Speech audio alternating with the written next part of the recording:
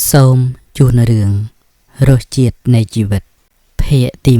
1វាចាស្មេវាលស្នេហ៍វាលស្មោះវាលអស់អាល័យចម្រៀងស្រីថ្លៃនៃចាំទាំងអស់តែចិត្តមួយនឹកគិតមិនប្រណីថាតើហេតុអ្វីយើងត្រូវប្រត់គ្នាជីវិតមានន័យផ្អែមត្រជាក់មិនខុសពីទឹកឃ្មុំខែចាតនោះទេតែជីវិតនេះហើយដែលធ្វើឲ្យយើងប្រត់ប្រាស់និរាសពីស្នេហាដំបូងរបស់អូនស្គាល់ហើយថាជីវិតពិតជាមានន័យមែនតែអ្នកក៏មកបំផ្លាញដួងចិត្តរបស់ខ្ញុំដែរតើនៅលើโลกនេះមាននរណាដូចជារូបខ្ញុំដែរទេមិនអាចទៅរួចឡើយស្រមោលអពមង្គលបានមករករៀនចូលញោមញីរាងកាយអត់ទៅហើយតែទន្សាយតូចមួយនេះរឿងអីដែលអាចរួចពីក្រញាំព្រានបាននោះគឺព្រោះតែរូបបងនេះហើយដែលជាអ្នកធ្វើឲ្យអូនមានពន្លឺរស្មីឡើងវិញបានបងគឺជាព្រះដែលមកប្រោះជីវិតអូនសាជាថ្មីអូនត្រូវតែសងគុណបងវិញដើម្បីលះបង់នូវក្តីមេត្តារបស់បងតើហេតុអីក៏អូនស្អប់បងទៅវិញទេមិនបានទេអូនស្រឡាញ់បងណាស់តែអូនមិនអាចហាមមាត់និយាយទៅរួចឡើយគឺដោយសារតែភាពខ្មាស់អៀនរបស់អូនតែប៉ុណ្ណោះជីវិតអូនមានន័យក៏ដោយសារតែរូបបងដែរអូនព្រមចោះចាញ់ចិត្តស្មោះរបស់បងហើយអូនស្រឡាញ់បងណាស់ស្រឡាញ់ណាស់ជីវិតពិតជាមានន័យមែនអ្នកនិពន្ធតមនីស្មេជីវិតកម្រិតទឹកប្រាក់កងរាជរថនៃព្រះសូរិយាធ្វើគោចរនៅលើផ្លូវនភេលីកំពុងតែបោះចំហៀនសន្សឹមបំភាយកម្ដៅបន្តិចម្ដងមកលើភពផែនដីឲ្យហួនហែមក្រៀមក្រោះអស់សម្រស់រុក្ខជាតិនានានៅជុំវិញដងផ្លូវនៅក្នុងគាឋានមួយដែលតូចល្មមប្រក់ដំបូលតនៅបន្ទះសង្កសីមានន័យថាជាទីលំនៅសម្រាប់ជនក្រីក្ររស់នៅគ្រួសារមួយកំពុងតែជជែកគ្នាតិចបើយើងផ្ទៀងសោតាស្ដាប់ទៅយើងនឹងឮសូរនៅសំឡេងរបស់មេត្តានៃបរិសម្នាក់ដែលអន់ត្រជាប្រុងស្ដាប់ហេតុផលរបស់ម្ដាយសជាតិកូនត្រូវតែរៀបការជាមួយនឹងក្មួយស្រីបុប្ផាដែលជាកូនរបស់លោកស័ក្តិ3នោះមិនអាចប្រកែកបានទេយុវកំឡោះដែលមានឈ្មោះថាសជាតិមើលទៅមុខមេដាបន្តិចមុននឹងឆ្លើយតបទៅវិញទេម៉ាក់ទឹកប្រាក់1លានកូនអាចមានលទ្ធភាពរកសងគេបានតាសូមម៉ាក់កុំភ័យអីហើយកូនក៏មិនចង់រៀបការដោយសារតែរឿងនេះដែរកូនសន្យាថានឹងរកប្រាក់មកសងគេវិញក្នុងរយៈពេល2ខែខាងមុខនេះហើយកូននឹងយកប្រាក់ទាំងនោះមកប្រគល់ជូនម៉ាក់ដើម្បីយកទៅសងគេចុះចំណែកការប្រាក់ទាំងប៉ុន្មានកូននឹងបំពេញតាមតម្រូវការរបស់គេបានទាំងអស់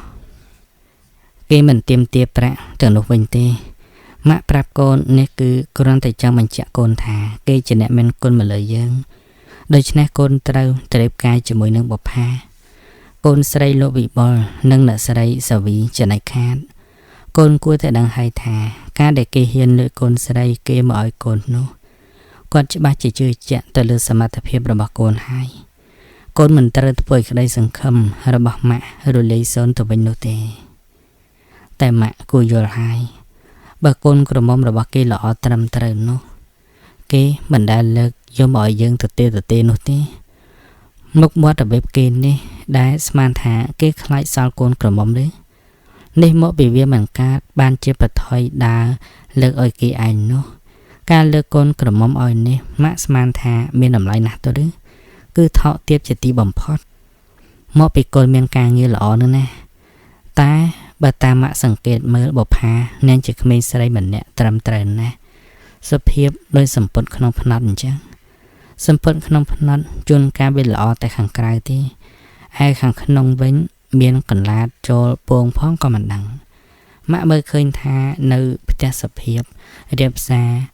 តែម៉ាក់មានដែរបានតាមដានគេគ្រប់ជំហានដែរទេម៉ាក់ដូចជាចាញ់ចំណេះនិងបញ្យល់ឯងហើយតែឯងត្រូវដឹងថាម៉ាក់បានយល់ព្រមជាប់ពាក្យជាមួយនឹងគេរួចទៅហើយមិនអាចនឹងក្រឡាស់សម្ដីវិញបានទេស្រេចតែម៉ាក់ទេតែថ្ងៃស្អែកនេះកូនត្រូវត្រឡប់ទៅភ្នំពេញវិញព្រោះដល់ពេលដែលគេហៅកូនចូលធ្វើការឲ្យម៉ាក់ទៅក៏ទៅចុះ តែដល់ពេលកំណត់កូនត្រូវតែត្រឡប់មករៀបការវិញជាដាច់ខាតបើម៉ាក់នៅតែបង្ខំកូនយ៉ាងនេះកូនប្រកាសជាគ្មានមុខមួយជាន់លើទឹកដីសៀមរាបនេះវិញទៀតទេនិយាយចាំគេទាញកង់កញ្ចាស់របស់គេជិះចេញទៅបាត់អ្នកសាយយុទ្ធបានត្រឹមតែក្រវីក្បាលតាមមើលដំណើរបុតដោយក្តីអស់សង្ឃឹមតែប៉ុណ្ណោះស្អែកឡើងសេចជាតិត្រូវធ្វើដំណើរត្រឡប់មកបំពេញការងារឯទីក្រុងភ្នំពេញវិញអ្នកប្រុសយើងត្រូវបានរាជការចាត់តាំងឲ្យចូលមកបម្រើការងារនៅក្នុងមន្ទីរពេទ្យព្រះកេតុលមាលាដោយគេបានជួបផ្ទះស្នាក់នៅក្បែរស្តានអូឡ িম্প ិកមករស់នៅក្នុងទីក្រុងភ្នំពេញដោយសារតែគ្មានលុយសម្រាប់ស្នាក់នៅមួយរយៈពេលខ្លីគេបានទៅខ្ចីលុយពីមិត្តភក្តិម្នាក់ឈ្មោះវិសាលដើម្បីយកមកទិញសម្ភារៈប្រើប្រាស់តម្រាំដល់ថ្ងៃបើកប្រាក់ខែចាំទូទាត់សងគេវិញព្រោះអ្នកត្រូវបើកមើលអ្នកជំងឺក្រៅម៉ោងគ្រាន់នឹងបានកម្រៃខ្លះទើបទល់នឹងជីវភាពពេលវេលាចេះតែកន្លងផុតទៅសេចជាតិអ្នកអាចរកប្រាក់បានគ្រាន់បើខ្លះហើយគេក៏រំដោះសងទៅវិសាលវិញរហូតទាល់តែគ្រប់ចំនួនទើបដល់ពេលបើកប្រាក់ខែនៅសេសសល់ខ្លះអ្នកផ្ញើទៅឲ្យម្ដាយនៅឯស្រុកដើម្បីចាយវាយនិងសងបំណុលលោកវិបុលវិញ3ខែបានកន្លងផុតទៅអ្នកកំណត់សន្សំប្រាក់ទិញបានម៉ូតូ Honda មួយគ្រឿងសម្រាប់ជិះទៅធ្វើការក៏មកពិបាកជិះស៊ីក្លូនិងដើររយជើងដោយការពីលើកមុនទៀតថ្ងៃមួយពេលដែលអ្នកប្រុសកំពុងតាមានការស្មុគស្មាញពីរឿងអ្នកជំងឺដែលចេះតែមានជំងឺផ្លែកពិបាកនឹងព្យាបាលនៅកន្លែងធ្វើការនោះស្រាប់តែមានសម្បត្តិមួយបានផ្ញើមកដល់ដៃអ្នកដោយរវល់ពេកគេក៏ញាត់ចូលទៅក្នុងហូបប៉ៅរហូតដល់ពេលបរិភោគបាយរួចបានអ្នកកំឡោះចាប់កូនលិខិតនោះមកអានចំពោះសេចជាតិកូនសម្លាញ់របស់ម៉ាក់សេចជាតិកូនសម្លាញ់ម៉ាក់បើកូនចាត់ទុកថាម៉ាក់ជាអ្នកមានគុណរបស់កូននោះគឺកូនត្រូវត្រឡប់មករៀបការវិញណាកូនព្រោះលោកវិបុលនិងលោកស្រីសាវីកំពុងតែរងចាំកូនខ្លាំងណាស់ចំណែកប្រាក់ដែលកូនផ្ញើមកសងនោះគេមិនទទួលយកទេសំខាន់ឲ្យតែកូនវិលមករៀបការវិញគឺមិនពិបាកអ្វីទាំងអស់ពេលដែលរៀបការរួចហើយលោកវិបុលសុំកូនផ្លាស់មកធ្វើការនៅខេត្តសៀមរាបវិញ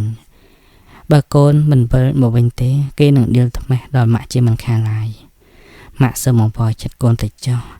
ធ្វើមិនដេចបានជាជ្រុលយ៉ាងនេះទៅហើយនោះពីម្ដាយរបស់កូន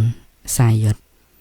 វត្តមាននៃលិខិតនេះមិនបានធ្វើឲ្យសេចជាតិរីករាយឡើយអ្នកប្រហែកក្រដាស់នោះបោះចោលទៅក្រៅជាបញ្ញាប់អ្នកដូចជាឆ្ងល់និងមានដានណាស់ហេតុអីក៏គាត់មិនចេះពិចារណាអ្វីបន្តិចសោះអញ្ចឹងឬមួយក៏គាត់ថារៀបអាពាហ៍ពិពាហ៍នោះវាគ្មានអតិពលសម្រាប់អនាគតទេ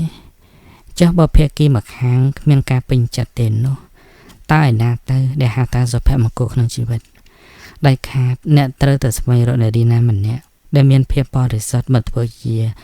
សម្លាញ់100ឆ្នាំទោះជានារីនោះក្រខ្សត់យ៉ាងណាក៏ដោយការតបប្រមល់ខ្វល់គំនិតកើតមាននៅក្នុងអារម្មណ៍របស់អ្នកកំឡោះធ្វើឲ្យគេមានទឹកមុខស្រពោនជាប់ក្នុងរយៈពេលដែលបានទទួលសម្បត្តិនេះថ្ងៃនេះក្រោយពេលដែលធ្វើការវះកាត់ស្ត្រីដុសពោះម្នាក់រួចមកសុជាតិចុះមកឈរលេងនៅមុខសួនច្បារនៃមន្ទីរពេទ្យដោយក្នុងអារម្មណ៍របស់គេសានច្របូកច្របល់រកទីបំផុតគ្មាន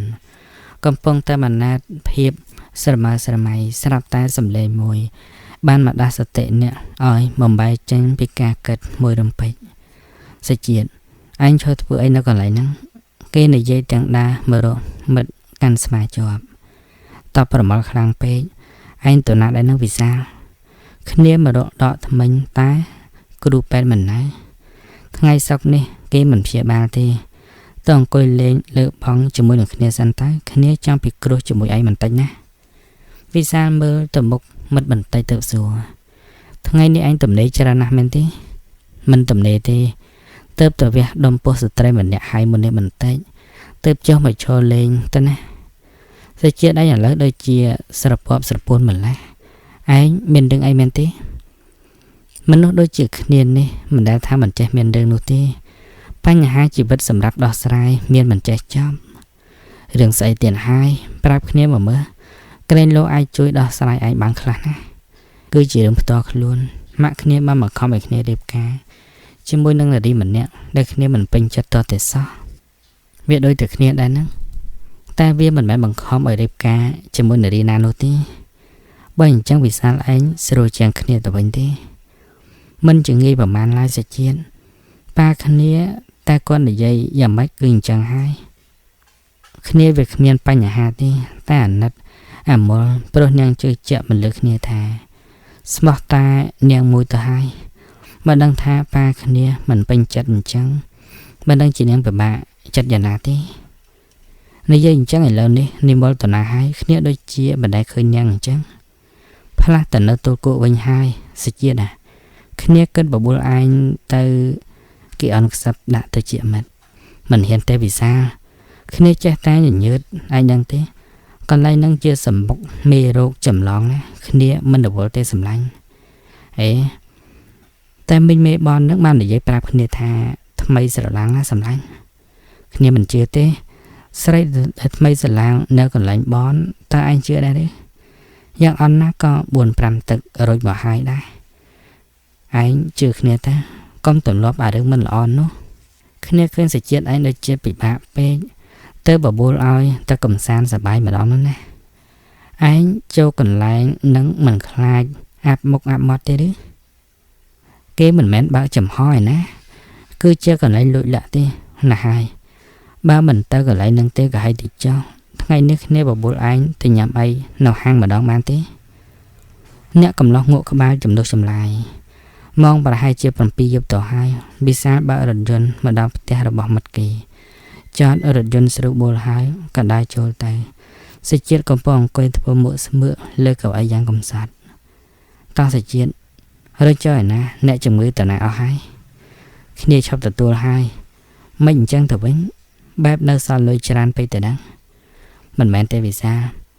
តែវាពិបាកពេកទៅធ្វើការបាត់បង់គ្មាននរណានៅមើលការខុសត្រូវសោះស្រេចតែឯងគិតទេរឿងនេះឆាប់ស្លៀកពាក់មកក៏អង្គុយធ្វើមុខមើលតែតប៉ែជូរផ្អូមបែបនេះមិនល្អទេសុជាតិខ្ជិលប្រកាយចរានអ្នកចូលទៅផ្លាស់សម្លៀកបំពាក់រួចចេញដើរលេងកំសាន្តជាមួយនឹងវិសាលលៀងអារម្មណ៍ឲ្យវាបានជ្រះស្រឡះនៅក្នុងចិត្តកុំឲ្យស្មុគស្មាញពេកស្បៃរាត្រីបានគ្របដណ្ដប់មកលើវិសាលភាពទឹកដីក្នុងភ្នំពេញមានរស្មីភ្លឺត្រជាក់មិនខុសពីពេលថ្ងៃទេដោយសារតែអំពូលភ្លើងគ្រប់ពណ៌ចាំងចោលរស្មីដ៏ស្រទន់មកលើទីក្រុងទាំងមូលដួងព្រះចន្ទ្រា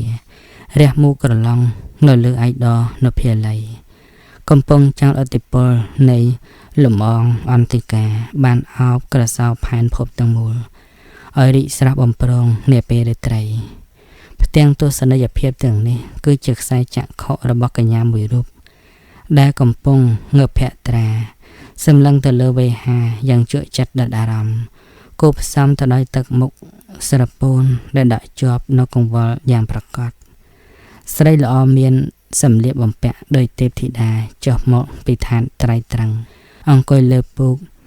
ដែលមានកំរាលសភ្លឹងមិនសមនឹងមនោសញ្ចេតនាសញ្ជប់សញ្ជឹងអញ្ចឹងសោះសម្រាប់ទ្វាររបើកឡើងបានដាស់នៅអារម្មណ៍របស់ស្រីដែលកំពុងតែស្លងនោះឲ្យងាកមកពិភពស្នូយ៉ាងរហ័សមនុស្សដែលបើកទ្វារចូលមកគឺជាស្ត្រីម្នាក់ពាក់កណ្ដាលវ័យមានភក្ត្រាស្រស់ញញឹមស្ថិតក្នុងសម្លៀកបំពាក់ទាន់សម័យបំផុតបោះជំហានចូលមករកយុវនារីយើងជាមួយនឹងផ្កាយញញឹមវិចាយ៉ាងទន់ភ្លន់មួយថាម៉ូលីយ៉ាក្មួយថ្មនេះទៅឲ្យក្មួយមិនទាន់គេងទេទេចានៅតែមីងថ្ងៃនេះអ្នកមីងឆាប់អញ្ជើញមកម្លេះម៉ូលីយ៉ាគាត់ដាក់ខ្លួនអង្គុយក្បែរស្រះស្រីមីងមានរឿងមួយចង់ពឹងក្មួយបន្តិចមានរឿងអីដែរតើសូមអ្នកមីងមានប្រសាសន៍មកចុះទោះជាកិច្ចការនោះលំបាកយ៉ាងណាក៏ដោយក៏ក្មួយអាចជួយអ្នកមីងបានដែរព្រោះគុណអ្នកមីងចំពោះក្មួយវាមានច្រើនលើសលប់ណាស់មួយជីវិតនេះ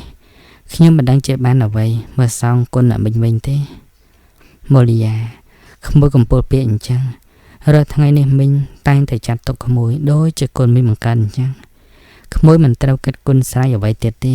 យប់នេះមីងឲ្យក្មួយជួយទទួលភ្ញៀវនៅក្នុងភោជនីយដ្ឋានក្រុមហ៊ុនមីងបានមួយយប់ព្រោះអ្នកដែលទទួលភ្ញៀវរាល់ថ្ងៃនោះបានឈឺបាត់ទៅហើយ មិញមិនមែនឲ្យក្មួយទៅបំរើភ្ញៀវទេគឺគ្រាន់តែជួយឈួរទទួលភ្ញៀវប៉ុណ្ណោះចាស់មិនឯទេណាមិញទោះជាបំរើភ្ញៀវផងក៏ខ្ញុំអាចធ្វើបានដែរតែមិញមិនឲ្យឯងទៅបំរើភ្ញៀវនាំតែគេមើលងាយទេក្មួយបញ្ញារៀបចំខ្លួនទៅមិញនៅចាំខាងក្រៅណាចាស់ណាមិញក្រោយពីស្លៀកពាក់ហើយម៉ូលីយ៉ាស្រីតូចចុះមកខាងក្រោមជាបន្ទាន់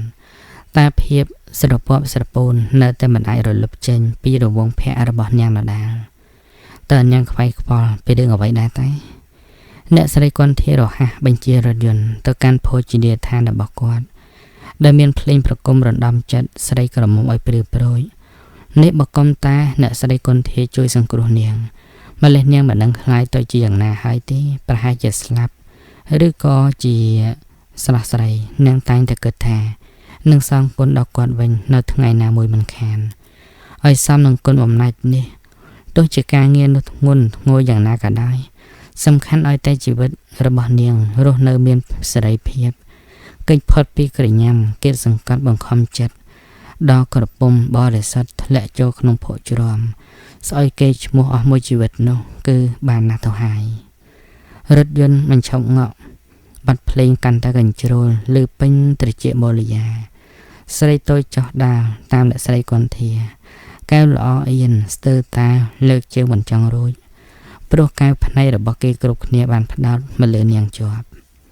ម៉ូលីយ៉ាក្មួយចុះនៅបន្ទប់នេះសិនតាចុះក្រែងអ្នកវិញឲ្យខ្ញុំមកទទួលភ្ញៀវឬចាំបន្តិចទៀតសិនភ្ញៀវថ្មនេះមិនទាន់មានច្រើនទេស្រស់ស្រីនៅតែមិនទាន់អស់ចិត្តទៀតតែស្រីតូចមិនហ៊ានប្រកែកក៏ចូលទៅតាមគាត់គឺជាបន្ទប់តូចល្មមមានតែក្រែមួយកម្រាលពូកពណ៌កុលាបច្រាលនិងពន្លឺភ្លើងក្រហមព្រិលព្រិលទិដ្ឋភាពអស់ទាំងនេះធ្វើឲ្យម៉ូលីយ៉ាអស់សង្ឃឹមរលីងនាងបំរុងនឹងច្រានទ្វារចេញមកក្រៅវិញតែបន្ទប់ត្រូវជាប់សោដោយស្នាដៃអ្នកស្រីចាក់ពីខាងក្រៅជាប់បាត់ទៅហើយមាននវីចាប់ផ្ដើមផាត់ផែកបោះពួកមួយរំពេចតើគាត់យកនាងមកដាក់នៅទីនេះធ្វើអ្វីដែរតែហេតុអ្វីក៏នៅក្នុងភោជនីយដ្ឋាននេះចាំបាច់មានបន្ទប់សម្រាប់អញ្ចឹងតែនេះក៏ជាចម្ងល់មួយសម្រាប់ស្រស់ស្រីម៉ូលីយ៉ាដែរធីតានាងត្រជាក់ខ្លួនស្រាប់អង្គុយលើពូកទាំងក្តីអស់សង្ឃឹមបើយើងក៏លេចមើលមកកំឡោះទាំងពីរវិសាលហើយនឹងសេចក្ដីវិញម្ដងគេអង្គុយនៅតុមួយដាច់ពីគេបន្តិចដែលមានពន្លឺមិនសូវភ្លឺច្បាស់ទេតែយើងអាចសម្គាល់មើលបានច្បាស់ថាគេទាំងពីរកំពុងតែលើកកែវស្រាអកបន្តិចម្ដងសេចក្ដីមិនសូវចេះញ៉ាំស្រាឡើយទោះជានៅប្រទេសបារាំងដែលអ្នកធ្លាប់បានទៅសិក្សាមានអាកាសធាតុត្រជាក់យ៉ាងណាក៏ដោយនៅពេលនេះវារគួនពេញខួរក្បាលរបស់អ្នកចង់ឲ្យសាកថាអ្វីទៅដែលជារសជាតិសូរ៉ាននោះជាតិស្រាបានចូលជ្រាបមកក្នុងពោះរបស់អ្នកប្រុសយើងយ៉ាងច្រើនទុកកង្វល់ក៏បានដសាយចេញពីខួរក្បាលរបស់អ្នកបន្តិចម្ដងជំនួសវិញដោយនឹកឃើញតែការសប្បាយមួយយ៉ាងប៉ុណ្ណោះក្នុងភាពជាយុវវ័យគ្មាននរណាម្នាក់ខ្វះសេចក្តីភ្លើតភ្លើននោះទេគ្រាន់តែអ្នកខ្លះទប់បានអ្នកខ្លះទប់មិនបានតែប៉ុណ្ណោះចំពោះអ្នកប្រុសកំឡោះពេលនេះវិញចាត់គេសែនរំភើបរំជើបរំជួលរកអ្វីមកស្មើមិនបានឡើយអ្នកប្រុសសម្លឹងមើលទៅស្រីអ្នកចម្រៀងយ៉ាងជក់ចិត្តវិសាលខៃមិត្តហាក់ដូចជាមានចរិតប្លែកខុសពីសពមួយដងយ៉ាងនេះគេមានសេចក្តីត្រេកអរណាស់ព្រោះរយៈពេលកន្លងមកសេចក្ដីដូចជាមិនសូវរីករាយសោះអ្នកស្រីគន្ធធាម្ចាស់ហាងដែលមកកាន់តុកអ្នកទាំងពីរហើយចាក់ស្រាក្រេបបន្តិចទៅវិចារលោកប្អូនខាងនេះដូចជាមិនដែលអញ្ជើញមកហាងខ្ញុំសោះពិតមែនដែរទេបងវិសាលគ្មានវិចារអ្វីទេសេចក្ដីដែលកំពុងតែជោគជ័យទៅដល់ជាតិសូរ៉ានោះរហ័សតបទៅវិញភ្លាមបាទមិនដែលមកទីនេះទេណាបងលោកស្រីក៏វិចារបន្តទៀតវិជ្ជាបណ្ឌិតដូចជាលោកប្អូនមួយថ្ងៃពិតជាទទួលនៅភាពស្មុគស្មាញច្រើនណាស់តើតែកំសាន្តខួរក្បាលខ្លាំងអញ្ចឹងទៅវាភាសាអ្នកបងធ្លាប់ស្គាល់ខ្ញុំដែរមែនទេថៃមិនស្គាល់ផ្ទះលោកប្អូននៅក្បែរស្តាដអូឡ িম্প ិកហើយធ្វើការនៅមន្ទីរពេទ្យព្រះកេតមាលាចំណែកប្អូនវិសាលនេះវិញបងស្គាល់កាន់តែច្បាស់ណាស់ទៅទៀតមិនមែនចាំបងថាក៏លោកប្អូនដឹងដែរមែនទេវិសាលមិនមានវិចារអ្វីទាំងអស់លោកស្រី ក៏បន្តទៀតលោកប្អូនគួរតែកំសាន្តម្ដងតែស្រីមានសម្រស់ល្អផ្ដាច់គេពិតជានៅបរិសុទ្ធល្អណាស់បងយល់តែប្អូនទៅនឹងមកហាងរបស់បងនេះជាលើដំបងទៅបងសម្រាំងទុកយ៉ាងពិសេសជូននឹងណាសេចជាតិសួរកាត់ប្រយោជន៍អ្នកស្រីកន្ធាអ្នកបងខ្ញុំសូមសួរដូចជាឆោតទៅចុះអ្នកបងនិយាយអំពីអ្វីហ្នឹងកន្លែងអ្នកបងនេះមានកន្លែងសម្ងាត់មែនទេអ្នកស្រីញញឹមបន្តិចទៅតបទៅវិញចាពិតមែនណាបងមើលទៅឃើញលោកប្អូនដូចជាតបប្រមល់ខ្លាំងពេកបានជាមកជម្រាបដំណឹងនេះហ្នឹងណាចំណែកគេគ្រប់គ្នាវិញបងមិនបានប្រាប់ទេព្រោះគេធ្លាប់បានដឹងរួចអស់ទៅហើយនិយាយប្រាប់តាមត្រង់ទៅចុះតែសូមកុំនិយាយបន្តទៅទៀតអីបងប្រាប់លោកប្អូនទៅចុះដោយសារតែលោកប្អូនវិសាលធ្លាប់មកលេងនៅកន្លែងនេះគឺពិតជាមានបើកបនប្រកបមែនតែស្រីសិតតែថ្មីស្រឡាំងបានតែមួយអាទិត្យត្រូវបញ្ជូនទៅលក់នៅកន្លែងផ្សេងហើយអ្នកបងធ្វើយ៉ាងនេះខុសច្បាប់ខ្លាំងណាស់ខុសមែនតែជារបររកស៊ីលោកប្អូនរវល់តែគិតខុសច្បាប់យ៉ាងនេះច្បាស់ជារកប្រាក់មិនបានទាន់សម័យនឹងគេទេសាកម្ដងតសជាតិគ្នាឃើញឯងដូចជាខ្វះភាពរីករាយនៅក្នុងខ្លួនណាមែនហើយលោកប្អូនកំឡោះដុកទ័រយើងមិននិយាយទេគេគ្រាន់តែញញឹមហើយងក់ក្បាលមួយលោកស្រីគាត់ធានត្រីអល់ណាស់គាត់ក្រោកឡើងហើយនិយាយថាតែថ្លៃបន្តិចហើយណាលោកប្អូនប្រហែលក៏ដែរស្រេចទៅលើបងចាស់ឲ្យទៅបរិសុទ្ធបងមិនកុហកទេគឺបន្ទប់លេខ6និងលេខ3លោកប្អូនទាំងពីរចូលបន្ទប់មួយណាក៏បានដែរសេចជាតិនឹងវិសាលមិនមាត់ទេគេទាំងពីรงើបចេញពីតុហើយដើរទៅខាងក្រោយវិសាលខ្សឹបដាក់ទៅជាសេចជាតិបន្តិចគេក៏បែកគ្នាដោយវិសាលចូលទៅបន្ទប់លេខ3ចំណែកសេចជាតិចូលទៅបន្ទប់លេខ6អ្នកប្រុសឈោងដៃចាក់សោទាំងស្ទាក់ស្ទើរក្នុងចិត្តតែគេប្រកាន់ខ្ជាប់នៅគំនិតប្រពៃណីមួយដែលយើងមិនអាចស្មានដល់ឡើយទ្វាររបាក់ខ្វាក់អ្នកប្រុសហាក់ដូចជាភ័ន្តភាំងបន្តិចព្រោះយុវនារីម្នាក់ដែលមានសម្ផស្សត្រកាលដូចជាបុប្ផាក្រពុំក្នុងឧទ្យានកំពុងតែកេងយំសសឹកននាលពេញពូកនាងសម្លឹងមើលម្នាក់យ៉ាងភ្ញាក់ផ្អើលហេតុអ្វីបានជាណៃហ៊ានមកទីនេះសេចជាតិមិនស្ដីទេគេទាញកន្លឹះទ្វារបិទចិត្តមានអវីភ័យខ្លាំងណាស់ចេះតែកិច្ចចេញពីសេចជាតិបរោះដែលនាងពុំធ្លាប់ស្គាល់សោះគេដើរតាមនាងដល់ជញ្ជាំងចាប់ស្មានាងទាំងពីរជាប់ហើយនិយាយថាហេតុអីក៏នាងកិច្ចអញ្ចឹងនាងមិនដឹងថាទីនេះជាកន្លែងអីទេឬទេលែងខ្ញុំអ្នកឯងមកពីណាធំស្រាផងខ្ញុំស្រែកឥឡូវហើយមកពីណាគឺមកសបាយជាមួយនឹងនាងនោះណាឆាប់ឡើងទៅលើពូភ្លាមតាទេអ្នកមីងស្រស់ស្រីស្រែកសេចជាតិខ្ទប់មាត់ជាប់គេសម្លឹងស្រីមួយសន្ទុះទៅច្រាននាងឲ្យដួលទៅលើពូម៉ូលីយ៉ាប្រឹងរើអស់ទំហឹងតែមិនឈ្នះបរោះនេះបានទេអស់សង្ឃឹមរលីងស្រីបានតែសម្រក់ទឹកភ្នែកតែប៉ុណ្ណោះយល់ភាពពិតនឹងជឿជាក់ថានាងពិតជានៅក្រមុំមែនសូមនាងកុំងើបតណាអីសោះកេងវិញតែខ្ញុំមិនធ្វើបាបនាងទេតែខ្ញុំត្រូវការចង់ដឹងការពិតមួយអំពីនាងលោកជានរណាហើយចូលមកកន្លែងនេះធ្វើអីដែរសេចជាតិមិនឆ្លើយនឹងសំណួររបស់នាងទេគេសួរត្រឡប់ទៅវិញថាចុះនាងយ៉ាងណាដែរបានជាមកទីនេះអញ្ចឹងទីនេះជាកន្លែងអ្វីដែរតែទីនេះជាបនលួចលាក់ដែលខ្ញុំទៅតែនឹងដឹងនាងមិនដឹងទេឬសម្ដីមួយឃ្លាពិតជាដាស់សតិអារម្មណ៍នាងឲ្យភ្ញាក់ផ្អើលយ៉ាងខ្លាំងកញ្ញាបើកភ្នែកធំសម្លឹងគេចំទាំងស្មារតីផាត់ភ័យហួសប្រមាណសេចជាតិក៏មិនថែមទៀតនាងមិនជឿថាកន្លែងនេះជាបនមែនទេខ្ញុំសូមប្រាប់នាងតាមត្រង់ទៅចុះខ្ញុំចូលមកនេះគ្មានបំណងសប្បាយដូចជាគេដទៃទេតែខ្ញុំចង់កសាងអំពើល្អចំពោះនារីរងគ្រោះកាយវិការរបស់ខ្ញុំអំបញ្ញមិញនេះគឺប្រឌិតទាំងទើសទាល់ដើម្បីពិសោធន៍រកការពិតតែប៉ុណ្ណោះម៉ូលីយ៉ានៅតែបើកភ្នែកក្រឡងដដាលនៅរយៈបន្តសម្ដីខ្ញុំជាការពិតមែនណាខ្ញុំជឿសម្ដីលោកហើយសូមលោកយកអាសាខ្ញុំផងតើខ្ញុំនឹងចងចាំគុណនេះមិនអាចបំភ្លេចបានទេ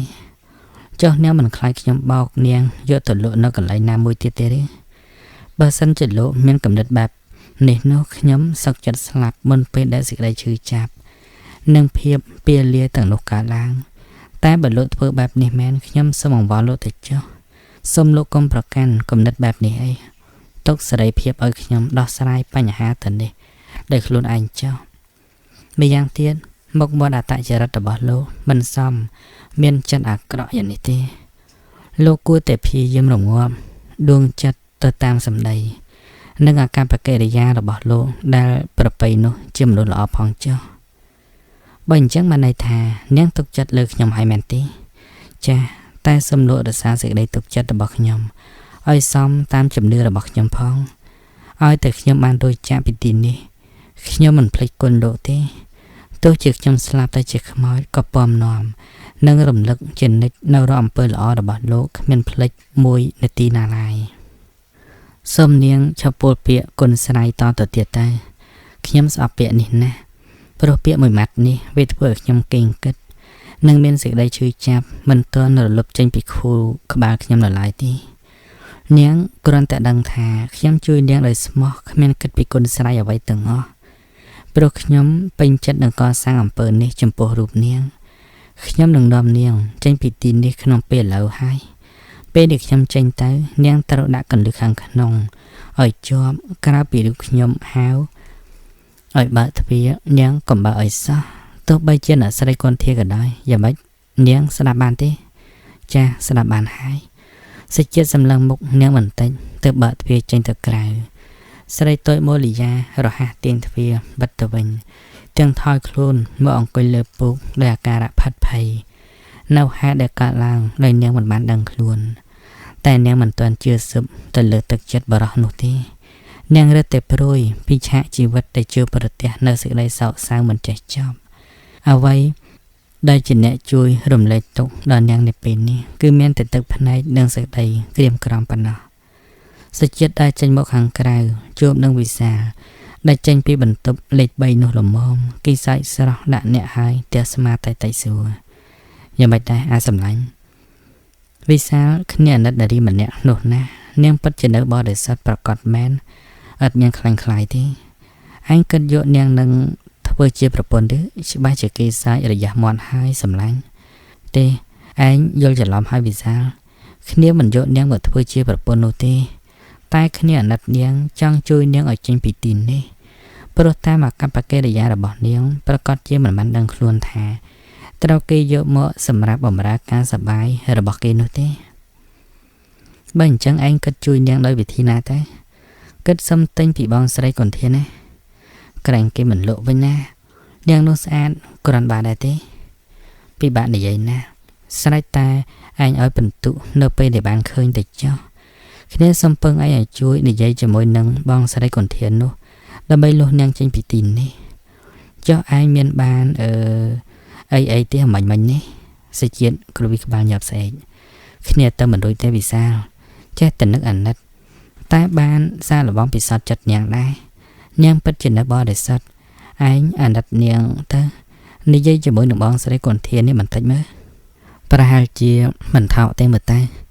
បើសិនជាជួយសង្គ្រោះនាងហើយត្រូវតែពោះពៀរកការលំបាកទាំងអស់ណាតោះអញ្ចឹងទៅជាមួយគ្នាតែឯងត្រូវកុហកគាត់ថានាងនោះជាប្អូនជីដូនមួយរបស់ឯងតើឯងមានស្គាល់ឈ្មោះនាងដែរទេស្គាល់នាងមានឈ្មោះថាម៉ូលីយ៉ាសេចជាតិនឹងវិសាលនឹងភ្នែកចេញមកក្រៅវិញជើបនឹងអ្នកស្រីកុនធាដែលកំពុងតាញញឹមមកកាន់គេទាំងពីរវិសាលបោះចំហៀនមករកលោកស្រីទាំងដាក់ខ្លួនអង្គុយក្បែរគាត់ជាមួយនឹងវិចារទៅកាន់គាត់អ្នកបងនាងដែលនៅបន្ទប់លេខ6នោះអ្នកបងទិញពីណាមកដែរអូម៉ូលីយ៉ានោះទេទិញមកពីឆ្ងាយណាស់លោកក្មួយហើយមានតម្លៃថ្លៃណាស់នាងជាប្អូនជីដូនមួយរបស់សេចជាតិមិត្តខ្ញុំនេះអ្នកស្រីកុនធាញាក់ផ្អើលខ្លាំងណាស់គាត់បើកភ្នែកធំសម្លឹងអ្នកទាំងពីរដោយអាកប្បកិរិយាផាត់ភ័យណាស់ដែរព្រោះសេចជាតិកំពុងតែធ្វើមុខមាំឃើញអាកប្បកិរិយារបស់គាត់ភ័យបែបនេះញាក់កំឡោះក៏វិចារទាំងរសារទឹកមុខនៅមាំដដែលហេតុអីបានជាអ្នកបងយកប្អូនស្រីខ្ញុំមកនៅទីនេះទៅវិញទេលោកប្អូនបងអត់បានទិញដូរពីឈ្មោះកណ្ដាលណាមកទេគឺម៉ូលីយ៉ានាងស្ម័គ្រចិត្តយកសម្រស់របស់ខ្លួនមកបដូរដើម្បីយកប្រាក់ចាយតែប៉ុណ្ណោះជាមួយនឹងរបរចិញ្ចឹមជីវិតរបស់នាងសេចជាតិសួរបន្ថែមទៅគាត់ទៀតដោយសម្ដីធ្ងន់ បានសេចក្តីថាមូលីយ៉ាប្អូនស្រីខ្ញុំនាងបានយកខ្លួនមកលក់ឲ្យអ្នកបងដោយខ្លួនឯងផ្ទាល់មែនទេចាប្រកាសណាស់ព្រោះនាងទីតលក្រគ្មានប្រាក់កាសអ្វីបន្តិចសោះបងអាណិតនាងមិនចង់ឲ្យនាងប្រកបរបរចិញ្ចឹមជីវិតក្នុងន័យថោកទាបអញ្ចឹងទេតែមូលីយ៉ាបានអង្វរបងឲ្យទទួលនាងមកនៅទីនេះផងព្រោះនាងគ្មានមុខរបរអ្វីនឹងត្រូវដោះស្រាយសម្រាប់ជីវិតនាងទេខ្ញុំមិនជឿទេអ្នកបងនិយាយនេះខុសពីការពិតទាំងស្រុងមូលីយ៉ាជានារីសភាពពិតជាគ្មានចិត្តគំនិតបែបនេះទេហើយជីវភាពនាងក៏មិនទាន់ដូចជាសម្ដីរបស់អ្នកបងដែរឥឡូវខ្ញុំមិនដករឿងអ្នកបងទេចាទោះជាលោកប្អូនដករឿងក៏អត់ប្រយោជន៍ដែរព្រោះសម័យឥឡូវមនុស្សយកប្រាក់ធ្វើជាធំដើម្បីបំពេញសេចក្តីត្រូវការនិងការសប្បាយហឺហារបស់ខ្លួន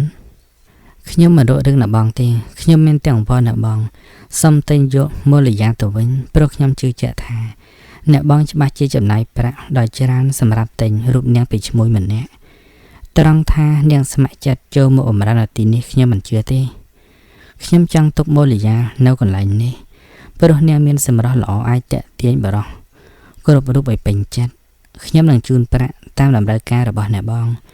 ទោះបីជាអ្នកបងត្រូវការចំណេញប្រមាណក៏ដោយល្មមឲ្យអ្នកបងទុកជាការរាប់អានគ្នាទៅចុះវិសាលពោលបន្ថែមអ្នកស្រីគន្ធាសិញ្ជឹងគិតបន្តិចហើយតបទៅវិញដោយសម្ដីមួយថាចាំថ្ងៃស្អែកលោកប្អូនមកទទួលនាងយកចុះរីឯតម្លៃដែលខ្ញុំបានទិញមកនោះគឺ 15,000 ខ្ញុំនឹងឲ្យអ្នកបងចំណេញ 50,000 បើមិនសមតាមតម្រូវការរបស់អ្នកបងទេលើសពីនេះទៀតក៏បានដែរតែខ្ញុំសូមយកមូលីយ៉ាទៅក្នុងពេលឥឡូវនេះចំណែកប្រាក់ព្រឹកស្អែកមក7 ឬ 8ខ្ញុំនឹងយកមកប្រគល់ឲ្យអ្នកបងដល់ទីនេះតែម្ដងសូមអ្នកបងក៏មានការសង្ស័យឬមិនទុកចិត្តយ៉ាងណាឲ្យសោះខ្ញុំមិនបោកប្រាស់អ្នកបងទេមែនហើយបើសិនបងមិនទុកចិត្តសេចក្ដីទេចាំដកប្រាក់របស់ខ្ញុំក៏បានដែរចាមិនមែនខ្ញុំមិនទុកចិត្តលោកប្អូននោះទេតែខ្ញុំចង់និយាយជាមួយនឹងមូលីយ៉ាជាចុងក្រោយមុនពេលដែលនាងឃ្លាតទៅនេះឲ្យបានច្រើនបន្តិចជាការងាយសោះខ្ញុំតែងតែចេញចូលញឹកញាប់ដូច្នេះថ្ងៃណាមួយអ្នកបងចង់ជួបនឹងមូលីយ៉ានិយាយកិច្ចការយ៉ាងណាក៏បានដែរចាអញ្ចឹងក៏បានដែរតែលោកប្អូនទាំងពីរនៅចាំខ្ញុំទីនេះសិនហើយអ្នកស្រីគន្ធារត់លះចង់ចំណេញច្រើនណាស់តែធ្វើទៅមិនកាត់ទីបំផុតគាត់បញ្ជារថយន្តទៅគេអាឋានយកវ៉ាលីសម្លៀកបំពាក់មូលីយ៉ាមកប្រគល់ឲ្យសេចជាតិរួចអនុញ្ញាតឲ្យគេនាំនាងទៅក្នុងពេលនេះតែម្ដងស្នេហ៍មិនបានព្រៀងទុកពេលវេលាបានអនុញ្ញាតឲ្យអ្នកកំឡោះយើងសម្រេចតាមចិត្តរបស់គេហើយទាំងពីរអ្នកនាំគ្នាដើរសម្ដៅមកបន្ទប់របស់មូលីយ៉ាហើយស្រែកពីក្រៅឲ្យនាងបើកទ្វារឡើងមូលីយ៉ានាងបើកទ្វារខ្ញុំបន្តិចតើនាងចាំសម្លេងខ្ញុំបានដែរទេឮសម្ដីរបស់គេស្រែកពីក្រៅមកភ្លាមមាននវីស្ទុះមកបើកទ្វារទាំងក្នុងចិត្តក្តុកក្តាក់រកស្មាមិនត្រូវឡើយលេងឡំនឹងការត្រេកអរទ្វាររបើកឡើងភ្លាមអ្នកប្រុសហុចវ៉ាលីទៅឲ្យនាងស្រីក៏ទទួលយកពីដៃគេទាំងសម្លឹងមើលគឺពិតជាវ៉ាលីរបស់នាងមែនសេចជាតិក៏និយាយឡើងថាពីថ្ងៃនេះទៅនាងផុតពីក្តីលំបាកហើយព្រោះខ្ញុំបានទិញនាងពីអ្នកស្រីគន្ធារួចហើយពេលនេះខ្ញុំបកគលសេរីភាពឲ្យនាងវិញដើម្បីរស់ជាមនុស្សដូចគេដទៃសូមនាងជឿចិត្តខ្ញុំចុះតែពេលនេះនាងគួរតែទៅផ្ទះរបស់ខ្ញុំសិនបានទេស្រស់ស្រីនៅស្ងៀមមិនវិចារអ្វីទាំងអស់នាងដើរតាមគេពីក្រោយយ៉ាងស្ងៀមស្ងាត់ទាំងទឹកភ្នែករកមើលលោកស្រីគន្ធាអ្នកប្រុសឃើញដូច្នេះក៏ស្រដីឡើងនាងចង់ជួបបងស្រីគន្ធានោះមែនទេគាត់មិនឲ្យនាងជួបទេព្រោះគាត់ច្បាស់ជាមានការខ្មាស់អៀនចំពោះនាងខ្លាំងណាស់គឺរឿងបោកប្រាស់នាងយកមកនៅក្នុងបននេះហ្នឹងណាចេញផុតពីវិមាននរកនេះសេចជាតិនិងវិសាលបានបែកផ្លូវគ្នាដោយសារតែអ្នកប្រុសយើងត្រូវនាំស្រស់ស្រីនាងជិះម៉ូតូតែ2នាក់នៅក្រោមពន្លឺអគ្គិសនីយ៉ាងភ្លឺចិញ្ចាចគេឃើញទឹកមុខរបស់ស្រីគឺស្រពាប់ស្រពោនជានិច្ចហាក់ដូចជាភ័យបន្តិចអស់បន្តិចរកស្មានមិនត្រូវឡើយដោយនាងត្រូវរួមដំណើរជាមួយបែបនេះ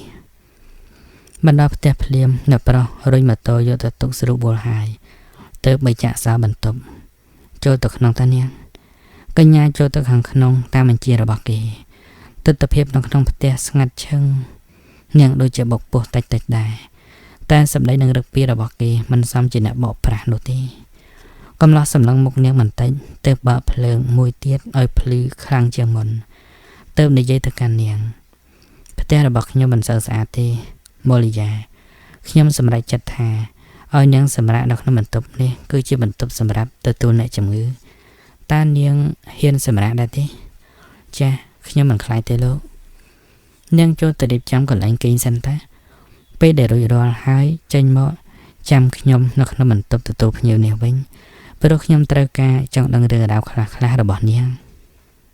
ម៉ូលីយ៉ាមិនឆ្លើយតបទៅវិញទេនាងយកវេលាដែលចូលទៅក្នុងបន្ទប់តាមការណែនាំរបស់សេចក្ដីអ្នកប្រុសដុកទ័រតាមសម្លឹងមើលស្រីរហូតដល់នាងទាញទ្វារបាត់ទើបគេចូលទៅផ្លាស់សម្លៀកបំពាក់នៅក្នុងបន្ទប់របស់គេរួចរាល់ហើយទើបចេញមកចាំនាងនៅឯបន្ទប់ទទួលភ្ញៀវវិញ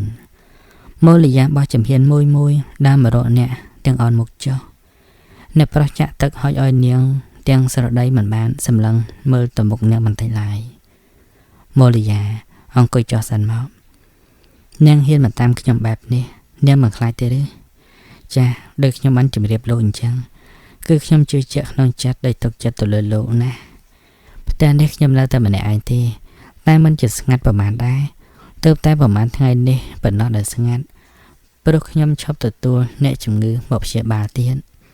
សម្ដីរបស់គេអាចឲ្យស្រស់ស្រីនាងកាត់យល់បានថាគេគឺជាគ្រូពេទ្យមួយរូបដែលធ្វើការនៅក្នុងមន្ទីរពេទ្យណាហើយសេចក្ដីលើកកែវទឹកក្រេបបន្តិចទើបនិយាយតទៅទៀតតែថ្ងៃនេះខ្ញុំបានទទួលនាងមកពីឋាននរកនោះទៀតពិតជាលេងស្ងាត់ហើយបើសិនជានាងចង់ត្រឡប់ទៅផ្ទះវិញក៏បានដែរខ្ញុំនឹងជួននាងតែព្រោះនៅតែពីអ្នកខ្ញុំបែបនេះអីចឹងក្រែងលោនាងមិនទុកចិត្តខ្ញុំហើយម្យ៉ាងទៀតខ្ញុំហាក់ដូចជាបិទសេរីភាពនាងពេកម៉ូលីយ៉ាបើកភ្នែកសម្លឹងមុខគេកែវភ្នែកស្រីមុតក្រាន់បានដែរល្មមតែសេចក្ដីមិនហ៊ានសម្លឹងមើលទៅនាងវិញកញ្ញាដាក់ភ្នែកចុះទៅវិចារយ៉ាងទន់ភ្លន់សន្តានចិត្តរបស់លោកល្អណាស់តែខ្ញុំមិនត្រឡប់ទៅផ្ទះវិញទេខ្ញុំសុំនៅជាមួយនឹងលោកដែរទោះក្នុងឋានៈជាអ្នកបម្រើក៏ដោយក៏ខ្ញុំសុខចិត្តដែរឲ្យតែលោកអនុញ្ញាតផ្ដល់សេចក្តីសុខសម្រាប់ជីវិតខ្ញុំចិត្តរបស់ខ្ញុំអរគុណចំពោះលោកគ្មានថ្ងៃដែលបំភ្លេចបានទេម៉ូលីយ៉ាខ្ញុំពេញចិត្តឲ្យនាងរស់នៅទីនេះណាស់គឺមិនមែនចាត់ទុកនាងជាស្រីបម្រើនោះឡើយគឺក្នុងឋានៈជាមិត្តរបស់ខ្ញុំមួយរូបណាឬក៏ប្អូនស្រីតែមួយគត់របស់ខ្ញុំព្រោះខ្ញុំគ្មានបងប្អូនឯណាទេមានតែម្នាក់ឯងគត់តែខ្ញុំមានចម្ងល់ខ្លះហេតុអ្វីក៏នាងមិនចង់ត្រឡប់ទៅផ្ទះវិញតែនាងអាចប្រាប់ពីមូលហេតុទៅនោះប្រាប់ខ្ញុំផងបានទេខ្ញុំចង់រស់នៅទីនេះគឺព្រោះតែខ្ញុំចង់កសាងអំពើល្អដោយច្រើនចំពោះលោកដើម្បីឲ្យខ្ញុំបានសងគុណលោកវិញខ្លះផងតែខ្ញុំមិនចង់ឲ្យនាងសងគុណខ្ញុំវិញទេដូចជាខ្ញុំបានប្រាប់នាងរួចហើយទេតាឥឡូវនេះខ្ញុំចង់ដឹងរឿងមួយទៀតគឺចង់ដឹងថាតើហេតុអីក៏នាងទៅនៅទីដ៏ស្មោកគ្រោកនោះទៅវិញសូមនាងនិយាយទៅតាមការពិតក៏បំភ្លឺឲ្យសោះទោះជាមិនសមរម្យយ៉ាងណាក៏ដោយក៏ខ្ញុំមិនសាច់យំអ្វីដែរម៉ូលីយ៉ាលេបទឹកមាត់បន្តិចដើម្បីផ្សារបំពង់កទើបចាប់ផ្ដើមនិយាយពីអតីតកាលរបស់នាងប្រាប់អ្នកប្រុសដែលមានដូចតទៅក្រុមអធិពលកំរោលរបស់ព្រះភិរុនសមនឹងមហិទ្ធិឫទ្ធិនៃវាសនាផងកញ្ញាពីររូបដើរត្រសងកាត់ដំណក់ទឹកភ្លៀងហាក់មានសភាពត្រិតត្រោតគ្មានលំនឹងនៅក្នុងខ្លួនបន្តិចណាសោះមកដល់ពីមុខគេអឋានមួយមានរវីដែលដើរខាងឆ្វេងដៃក៏ស្រដីទៅកាន់មិត្តរបស់នាងថាចិន្តាគ្នាចូលផ្ទះហើយភ្លៀងខ្លាំងណាស់ឯងហ៊ានដើរទៅផ្ទះម្នាក់ឯងដែរទេបើខ្លាចនៅជ្រកផ្ទះយើងសិនហើយចាំរៀងគ្នាជូនកង់ឯងទៅផ្ទះវិញណាមិនអីទេម៉ូលីយ៉ាព្រោះភ្លៀងនេះបែបមិនងាយរៀងទេគ្នាទៅហើយណានារីទាំងពីរក៏បែកផ្លូវគ្នាត្រឹមនេះម៉ូលីយ៉ាបោះចំហៀនចូលទៅក្នុងផ្ទះទាំងភ័ក្រស្រពាប់ស្រពោនព្រោះទីនេះវាមិនអាចធានានៅសុភមង្គលសម្រាប់ជីវិតយុវវ័យរបស់ស្រីទេកញ្ញាចូលទៅក្រោមផ្ទះដោះអាវភ្លៀងចេញព្យូឲ្យវាស្រក់ទឹកទើបនាងដើរទៅលើផ្ទះទើបតែបោះចំហៀនមកដល់មាត់ទ្វារមានអវីត្រូវទឹកដំណើរ ងក់ទាំងភ្ញាក់អារម្មណ៍ព្រោះមានមនុស្សជាច្រើនសត្វតែចាស់ធ្វើឲ្យស្រស់ស្រីនៅត្រឹងបន្តិចទៅហូរដំណើរតាមយកខាងមុខដាក់សិភៅលើកៅអីដែលមានសភាពសាំងតិចដោយសារការជ្រាបទឹកភ្លៀងសាយបតាមជញ្ជាំងយ៉ាងយ៉ាមកដល់ហើយចុះទៅដាំបាយភ្លាមទៅនាងឯងមិនដឹងថាខែនេះមេឃឆាប់ងងឹតទេឬនៅត្រេតត្រោតដល់ណាទៀតម៉ូលីយ៉ាងើបមុខសម្លឹងមើលម្ដាយចង់ទាំងតូចចិត្តព្រោះសម្ដីគ្មានខ្លឹមសារចំពោះនាងបន្តិចណាសោះនិយាយមកកាន់នាងដូចជាស្រីបំរើអញ្ចឹងថ្ងៃនេះត្រូវដាំបាយប្រមាណកំប៉ុងហើយធ្វើម្ហូបអីដែរទៅរាល់ថ្ងៃមិនធ្លាប់ដាំទេនេះចាំបាច់មកសួរអញទៀតធ្លាប់ហើយតែឃើញមានភ្ញៀវច្រើនក្រែងគេនឹងញ៉ាំបាយទីនេះដែរមិនបាច់សួរនាំពីរឿងភ្ញៀវទេបើទុកជាគេនៅបាយក៏មិនឲ្យនាងឯងដាំដែរឥឡូវមិនបាច់និយាយច្រើនទេរហ័សចុះភ្លាមទៅនៅធ្វើរឹកធ្វើរៀងឲ្យគេមើលដល់ណាទៀតចំណែកម្ហូបឃើញមានស្អីដាំស្លនឹងតែម៉ូលីយ៉ាមិននិយាយអ្វីទេដើម្បីកុំឲ្យសម្ដីម្ដាយចុងលើដល់ត្រជានាងទៀតដំណើររបស់ស្រីដែលដើរកាត់មាត់ទ្វារបានធ្វើឲ្យតាក់ភ្នែកដល់បរិសម្នាក់ដែលមានវ័យប្រមាណ27ឆ្នាំជាភ្ញៀវនៅក្នុងផ្ទះនេះចោលការចាប់អារម្មណ៍មកលើរូបនាងយ៉ាងខ្លាំងអ្នកប្រុសម្នាក់នេះមានឈ្មោះថាបូរីជាអ្នកកាសែតអន្តរជាតិមួយរូបទើបតែត្រឡប់មកពីយកព័ត៌មាននៅប្រទេសអាមេរិកអ្នកប្រុសបូរីជាកូនប្រុសទី3របស់លោកមាកុយសេដ្ឋាកាលពីអ្នកស្រីម៉ូលីនជាម្ដាយនៅរស់បូរីនិងម៉ូលីយ៉ាបានរាប់អានគ្នាយ៉ាងជិតស្និទ្ធតាមការណែនាំរបស់ឪពុកម្ដាយទាំងសងខាងរយៈពេល14ឆ្នាំដែលអ្នកប្រុសបានឃ្លាតចេញពីនាងម៉ូលីយ៉ាមើលគេមិនស្គាល់ទេគ្រាន់តែមានការសង្ស័យខ្លះៗប៉ុណ្ណោះព្រោះនាងមិនហ៊ានពិនិត្យមើលឲ្យបានច្បាស់អ្នកកំឡោះសសៀចេញមកយកខាងក្រៅដើម្បីមានឱកាសបានជួបជាមួយនឹងនាងបើចុះទៅក្រោមត្រង់ទៅវាដូចជាមិនកើតព្រោះម្ដាយចុងម៉ូលីយ៉ាសម្លឹងមករកអ្នកទាំងសង្ស័យយូរណាស់ទើបគេសុំម្ដាយចុងនាងចុះមកក្រោមចំពេលដែលលោកស្រីសំអឿនម្ដាយចុងម៉ូលីយ៉ាកំពុងតែជាប់មាត់ជាមួយនឹងឪពុកម្ដាយនិងជីតារបស់អ្នកស្រស់ស្រីម៉ូលីយ៉ានាងមិនបានចាប់អារម្មណ៍ថាមានបរិសម្នាក់កំពុងនៅឈរគយគន់គ្រប់កាយវិការរបស់នាងឡើយកែវលាងអង្គដាក់លើចង្ក្រានហើយចាប់ទាញយកបន្លែមកចាត់ទៀតទាំងមិនរវល់ងើបមុខងាកចេញពីកិច្ចការនេះឡើយបរិយរងចាំឲ្យនាងស្គាល់គេមុនតែមិនអាចចាំបានគេក៏ទាញកៅអីទៀបមកអង្គុយក្បែរនាងហើយសួរទៅកាន់ស្រីថាម៉ូលីយ៉ាតើអូនស្គាល់បងទេភ្ញាក់ដោយគេកន្ត្រាក់ប្រលឹងស្រស់ស្រីសម្លឹងមើលគេបន្តិចទាំងជ្រោយញញចាំពិតជាបរិយទាំងសាច់ទាំងឈាមនាងមិនច្រឡំទេថ្មីត្បិតតារូបគេឃ្លាតពីនាងចំនួន14ឆ្នាំហើយក៏ដោយក៏ដួងចិត្តស្រីនៅតែរំលឹករាល់រូបភាពជាមួយកាយវិការសម្ដីសម្ដៅរបស់គេកាលពីមុនកញ្ញាដាក់មុខចុះវិញដំណើរនឹងសម្ដីរបស់ស្រីម៉ូលីយ៉ាមិនភ្លេចទេបងគឺជាបងបរិយដែលខ្ញុំធ្លាប់គោរពកាលពីអតីតកាលមកមែនទេពាក្យសម្ដីសាមញ្ញមិនបង្ហាញពីភាពភ្ញាក់ផ្អើលរបស់អារម្មណ៍ទេ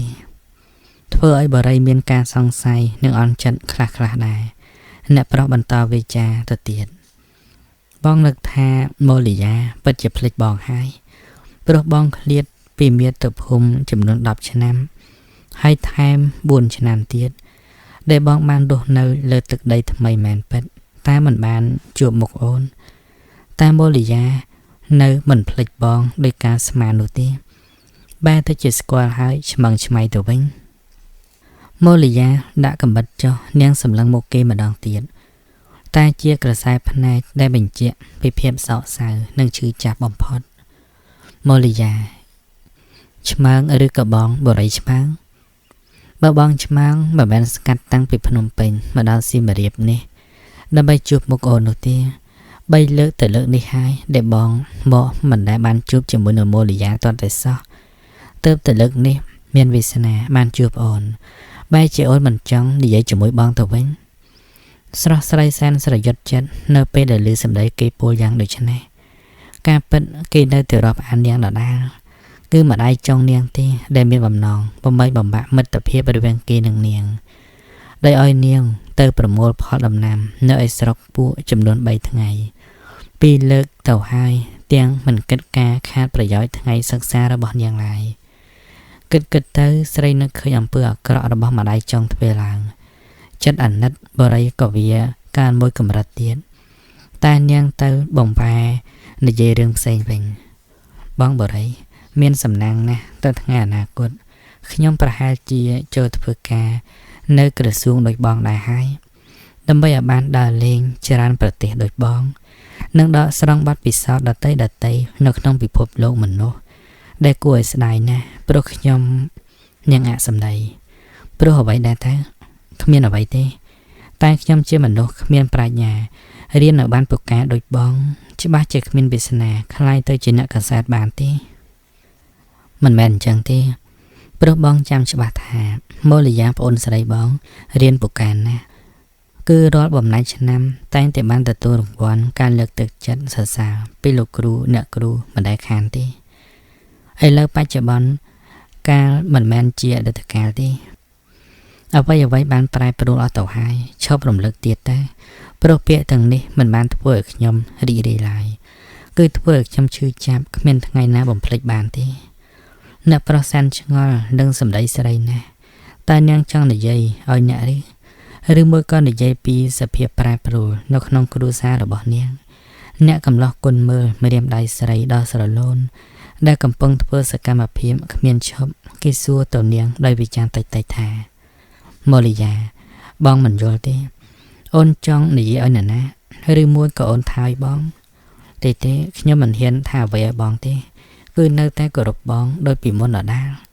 អូនិយាយអញ្ចឹងអូនមិនទាន់បានជួបមុខឪពុកម្ដាយបងផងគាត់ប្រហែលជាប្រែប្រួលច្រើនណាស់ហើយមើលតែអ្វីដែលកន្លងហួសមកហើយវាត្រូវតែប្រែប្រួលជាធម្មតារបស់មនុស្សទេទោះជាមូលយាក៏ដោយក៏បងសង្កេតឃើញថាប្លែកដែរតែអូនមិនដឹងថាខ្លួនអូនប្លែកយ៉ាងណាទេឬតែបងមិនគិតពីរឿងនឹងទេទោះជាយ៉ាងណាក៏ត្រូវសន្មតថាយើងទាំងពីរស្ថិតក្នុងសភាពដើមដោយពីអតីតកាលដែរខ្ញុំថាឈប់ឲ្យរំលឹកពីអតីតកាលនឹងទៀតដែរព្រោះវាប្រៀបបាននឹងកប៉ាល់ដែលលិចទៅបានសមុទ្រហើយមិនមែនជាការងាយស្រួលសម្រាប់អ្នកមានបំណងស្វែងរកវាមកវិញនោះទេដោយពាក្យដែលនិយាយនេះបរិយហាក់យល់ខ្លះពីសម្ដីស្រីគេនឹកអាណិតនាងជាពុនពេកម៉ូលីយ៉ាប្រកាសជាជួបនឹងបញ្ហាស្មុគស្មាញណាមួយសម្រាប់ជីវិតនាងក្នុងពេលបច្ចុប្បន្នហើយទើបនាងពោលពាក្យមកយ៉ាងដូចនេះនៅប្រោះអោនមើលមុខនាងហើយនិយាយទៀតម៉ូលីយ៉ាកំប៉ាល់ដែលលិចហើយនោះពិតជាពិបាកស្រង់យកមកវិញមែនព្រោះផ្ទៃសមុទ្រវាធំជាងផែនដីតែចំពោះប្អូនស្រីបងត្រូវតែពុះពាជានិច្ចទោះត្រូវឆ្លងកាត់ការលំបាកជាវិស្វករឬក៏អ្នកបច្ចេកទេសដែលត្រូវដេកគិតបង្កើតមធ្យោបាយស្រង់កប៉ាល់នោះ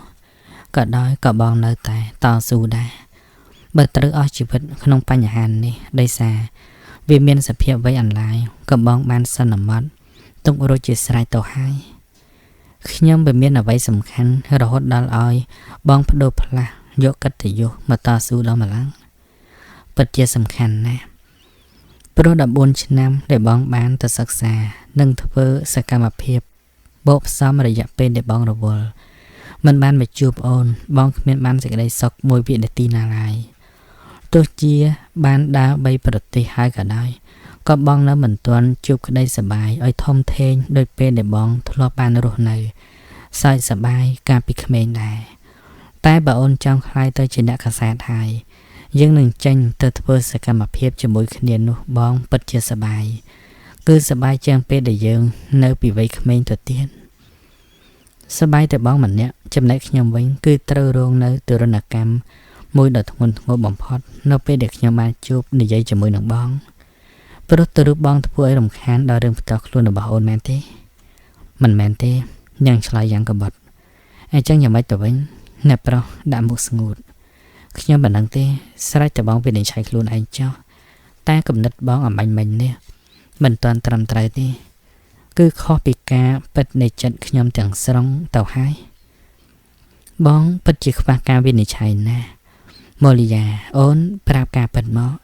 តើការរស់នៅរបស់អូនពីជួបនៅផលវិបាកស្មុគស្មាញយ៉ាងណាខ្លះបងហ៊ានធានាដោះស្រាយរាល់បញ្ហាទាំងអស់ឲ្យតែអូនស្រីតែមួយរបស់បងបានចាកផុតពីទុក្ខកង្វល់និងការគៀបសង្កត់ចំពោះអូនមិនពិតទេរឿងអ្វីក៏មិនកំបាំងដែរបងដឹងទាំងអស់អូនមិនបាច់លាក់នឹងបងទេសប្តាហ៍ថ្ងៃមីងសំអឿនកំពុងតែបញ្ចុកបន្ស៊ីបងជាមួយនឹងរាវីសម្អំណាតែបេះដូងបងវារឹងដូចថ្មអង្គរមិនងាយចុះសម្រងនឹងនរណាផ្ដេសផ្ដាស់ទេក្រៅពីម្ចាស់របស់វាប្រហែលរាវីឲ្យបងមិនទាន់ចុះសម្រងតើនារីណាទៅដែលជាម្ចាស់បេះដូងរបស់បងនោះមានតែម្នាក់គត់គឺជានារីដ៏ពិសេសដែលបងបានស្គាល់ចិត្តថ្លើមរបស់នាងតាំងពីតូចតែមកដល់ឥឡូវនេះនាងមិនដឹងជាកែប្រែយ៉ាងណាទេព្រោះរូបសម្ផស្សរបស់នាងប្លែកបែបនេះទៅហើយអីចឹងបងមិនអាណិតរាវីដែលនាងលួចពេញចិត្តនឹងបងអស់សន្ធឹកនោះទេឬវាមិនស្មើនឹង1/4ចំពោះសេចក្តីស្រឡាញ់របស់នាងតាំងពីតូចដល់ម្ចាស់បេះដូងបងទេទេតូចតន់នៅស្ងៀមបន្តិចព្រោះដួងចិត្តនាងកំពុងតែចោតសួរក្នុងខួរក្បាលជាច្រើនបញ្ហាបារីក៏មិននិយាយស្ដីអ្វីទៀតដែរអ្នកគ្រាន់តែសម្លឹងកាយវិការនាងយ៉ាងពេញចិត្តប៉ុណ្ណោះមួយសន្ទុះទើបម៉ូលីយ៉ានិយាយឡើងបងអញ្ជើញទៅវិញចុះទីនេះមិនសមរម្យសម្រាប់បងទេគ្រាន់តែមកជួបខ្ញុំនិយាយប៉ុណ្ណឹងខ្ញុំអរណាស់ទៅហើយព្រោះមុននេះខ្ញុំនឹកថាបងប្រហែលជាភ្លេចខ្ញុំហើយមើលតែភ្លេចឯណាងាយងាយបើរាល់ថ្ងៃឈ្មោះម៉ូលីយ៉ារបស់អូនបានដាក់ជាប់នៅក្នុងខួរក្បាលបងមិនរបេះឡើយបងគួរតែលុបបំបត្តិវាចោលទៅគ្មានប្រយោជន៍អ្វីដែលបងត្រូវគិតពីខ្ញុំដល់ម្លឹងទេព្រោះខ្ញុំធំហើយមិនមែនដូចពីមុនទៀតទេអូននិយាយយ៉ាងម៉េចហ្នឹង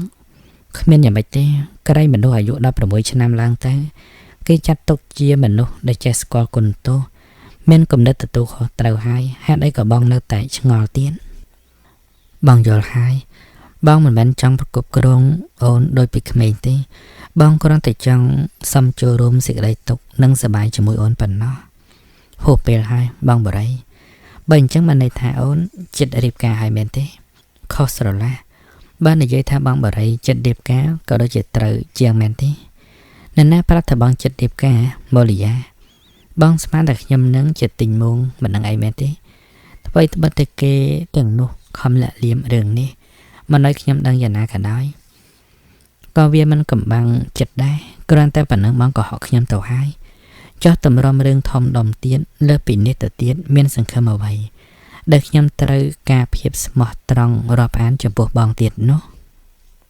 កុំចេះតែយល់ផ្ដេសផ្ដាស់ម៉ូលីយ៉ាបងសារភាពប្រាប់អូនអស់ត្រង់ប៉ុណ្ណឹងហើយពេលដែលអូនបានដឹងការពិតអូនច្បាស់ជាភ្ញាក់ខ្លួនមិនខានគំនិតអូនសុទ្ធតែជាការយល់ច្រឡំចំពោះរូបបងទាំងអស់បងទុកពេលសម្រាប់ឲ្យអូនគិតបានច្បាស់កុំភ័ន្តភាំងដូចថ្ងៃនេះទៀតអរគុណបងហើយបើបងអាណិតខ្ញុំឆាប់អញ្ជើញទៅលើវិញតែបើសិនអ្នកមីងសំអឿនឃើញបងមកអង្គុយនៅទីនេះមិនសមរម្យគាត់ពិតជាស្ដីបន្ទោសឲ្យខ្ញុំទៀតជាមិនខានបងទៅហើយតែម៉ូលីយ៉ាគួរតែឡើងទៅជួបប៉ាម៉ាក់បងសិនតែព្រោះគាត់នឹកអូនណាស់អំបញ្ញមិញគាត់មិនបានចាប់ភ្លឹកថាជារូបអូននោះទេបើសិនជាគាត់ដឹងថាអូនគាត់ហៅអូនឲ្យចូលទៅខាងក្នុងបាត់ទៅហើយតែខ្ញុំជាប់រវល់កិច្ចការបណ្ដាយទៅណាបានទេបងគួរតែយល់ហើយបរិយស្រណោះសម្ដីនាងណាម៉ូលីយ៉ានាងធ្លាប់តែស្រណុកមិនដែលស្គាល់ទុកព្រួយលំបាកទេគ្រាន់តែម្ដាយនាងស្លាប់ទៅចំនួន7ឆ្នាំប៉ុណ្ណោះស្រីត្រូវធ្លាក់ខ្លួនដោយសារតែការចរណានឈ្នានីសរបស់ម្ដាយចុងអ្នកប្រុសសម្លឹងមើលស្រីទាំងសោកស្ដាយទើបបង្វិលខ្លួនឡើងទៅខាងលើវិញដោយពំនាំក្តីសោកសៅនៅក្នុងអារម្មណ៍ទៅជាមួយផងនៅខាងលើផ្ទះឯណោះលោកសេដ្ឋាស្រដីឡើងបើសិនជាម៉ូលីយ៉ាវាយល់ព្រមពេលប្រឡងបាក់ឌុបនេះរួចហើយទោះជាជាប់ឬធ្លាក់បងគិតគួរឲ្យវារៀបការហើយព្រោះកូនបរិយមានអាយុ28ឆ្នាំទៅហើយចិត្តគំនិតក៏ចាស់ទុំអាចគ្រប់គ្រងនៅក្នុងគ្រួសារបានលោកស្រីសំអឿនសានទល់គំនិតនិងវិចារនេះគាត់ថែមទាំងរក្សាទឹកមុខដូចធម្មតាបើតាមខ្ញុំសង្កេតឃើញ เมื่อตึกจัดตั้งเปียสำได้ระบอกเวียงใต้แต่ปูรอทั้งไงอายาเวียบันตอนจังรีบการเตี้ยเวจังนบันตอการเรียนดอนมหาวิทยาลัยเตี้ยได้บันไดเตี้ยจำขยำสู่จัดเวียสันเพลียงเรียงต่อหายโลเซธานภารียจิตตาบริกอเลียไม่จับแต่ตลอดตัวเองใต้บริสับปรับปกทาลูกปลาโมลิยานอกนงเตียบายนอตีเปิดแมนได้บ้านขยำเติบตาหนึ่งโมปิจูบเนียงออกบันนี่ไอเวียกเมียนนักเนียมาสู้สดตกไอ้ยังมันติดซะป้าก็มันโตจังนับบินสำเอิญเพื่อบาปโอนโมลิยานนะคนบ้านสืบดังเอาให้เนี่ยทำบุญดาวมวยจังกรานใบดำไปติดชิวจมวยนังสไลกำสัตยิงกรันตากันเล็กเคยขโมยเนี่ยสไลมันทาแซนสรนอปลุกคอปีราวีสรลาสำลีบอมเปะมันเซอโดยเกยกวดนึกดาวดอนลุจมรานเจียวปกโมลิยาเจียนายมันซ้ำนาคล้ายประปนเมื่อเปิดบางโกนนำมาลังซ้อโมลิยาสตุมรอเนี่ยสไลมันทาตั้งตึกพนัยโดยได้รวมเพิ่มโฮประมาณมาอมโมลิยาเนี่ยแสดงเอกบาลขโมยโดยได้การุณาเป็นยาเหาะมรอลุเศรษฐาปรมเตียงจุแวะจมวยนังลุตาจำเน็ตป่าอมลุตาลุเศรษฐาจับได้ขโมยสไลจอบเตียงรกรรมชิวแสบัญจังพิษาดวงจันทร์ซาซองขเนียตามระยะมโนสัญเจตนาปโดเกเคลียนขเนียอระยะไปรอบชนะหมอให้กรันแต่กรมครูซาลุเศรษฐาจิงพอดเนี่ยสำเอิญจบบรอสระสไลตั้งตึกมุกมอมจำลายเพื่ออ้อยตัวตันต่อสลัดจึกลังก็จะรับจังแกสำเลาะเนียงยังขนันอย่างยาเนียงอันกำซื้อเป็นการยักบรรยายบรรยาเป็นเนียงนั่งแทบบริเจียนอะไรที่จากยำสกอชบานั้นน่ะมิงบ้องบริคือจินเนี่ยกษัตริย์ใบรูปได้เมียนดีคลาบังคอมแบะดงบ่อเดสัตบอกก่อนอ้อยเตอร์สระลังเกเวโดยเจียมันซ้ำซะห้องอันเจ้าหน่อยเยอะหน่อยนะประหยัดนะมียาจังดื้อดองไอ้อันพ่อไงมันบานได้เว้ยขยมมันเห็นดื้อดองอ้อยน่ะบินเต้ขยมหน่อยเยอะคือจังท่าอ้อยบ้องบริปันเนาะสุดแต่บ้องอ้อยเลยห้องดังคลุนแต่ห้องเจสไรกระหม่อมได้เต้แฮดได้กะหาวโกนกับล็อกเกสุดแต่บ้องจังจอมจะเถาะเตียบแมนให้เพซานได้ขยมทลปลาตั้งไปอยู่หน้าหมอให้เนี่ยมิงขมิ้นสุดได้มาห้ามคนขยมมันอ้อยหน่อยเยอะนู่นเต้ขยมหาวอย่างนี้คือกรองการตูเมียนระบอกมาได้เอาปกขยมมันมันขยมหาวตามแต่จัดนึกเคยระบอกขยมดูตียี่สมได้เหมือนได้ครั้งนะตาห้องเมื่อบอกอันสมานทาเจอขยมระบอกห้องหรือจับสมได้เนี่ยสมเอิญเยอะได้บ่มรองเตียโมลิยาอ้อยซ้ำหนึ่งจัดกระดาวระบอกก่อนแต่สระสไรเนี่ยนั่งคลุนตัวนรฮะกิจจันบรรดาอ้อยมาเรียมได้ก่อนโคหมบปะจงกำบัดเดินยังกันได้จังเชียมกระหอมจราสำไรมือบังกันก่อนหลังมือดมปิดเราวิช่วยหมาพองบิยาเวจะหมาให้สไลโดยกวนยมหนุนนิ้วโดยกลขเมนเราวินังลุจำรานลือโซสำไรนี่ไพ่สลอนสลอเราวิสตุมาเอามาได้บริยายังจังสำหรับมาได้อันลุจำรานในเย่เหมือนจังที่กดโชว์สำลังบดไตรได้การกำบัดดาดัดจอบโดยโลหัดจังพรแพงหนึ่งให้กนสไลหล่อระบบบองนู้ขยมเหมือนสกจัดเต้ขยมหนึ่งผดังโอกบาวีโจกุกโลยจำรันสโตตะกันเฉาะกำบัดปีได้บริยาเตียงกำราให้เตียตับตะเลือเนียงเมียนตราประนัยได้เหมือนบ้านพิจารณาไว้บนไตซ้อโปรติเชื่อสำได้แพทย์เยอะสำลังสลักสไลนังชื่อจับนะโลหัดโฮจราจังปีจรมกเตียดประละเปียเป็นมกเนี่ยมันใช้จุดเตียงอสไลเนยตายสายอย่างสระแต่เหมือนมันขนมในสบายเต็มเพียบยำยำในมนุษย์ได้กำปองเมียนตกหนึ่งเมียนการชื่อจับคล้อยภาษาจังตึกภายในสระจอมเตียนห้องไอใส่ใส่เจ้ามันชื่ออันดานาเตียนขยมมันเห็นมันชื่อเนอ้อยหนมิงเต้ขยมใส่เนี่ยโปรติขยมโคจัดเป้ห้องไอเคยเต้ลือนั่งแต่จีให้หรือเนอสมได้เบี้ยคลังเนี่ยวิจักขยมปนังให้เนอแต่หามอนได้เยอะมันชื่อขยมเตียนสมได้จะรุกระบาภารยีเพื่ออ้อยโลจำรานเริ่มแต่ใช้โชว์ถอยหลัง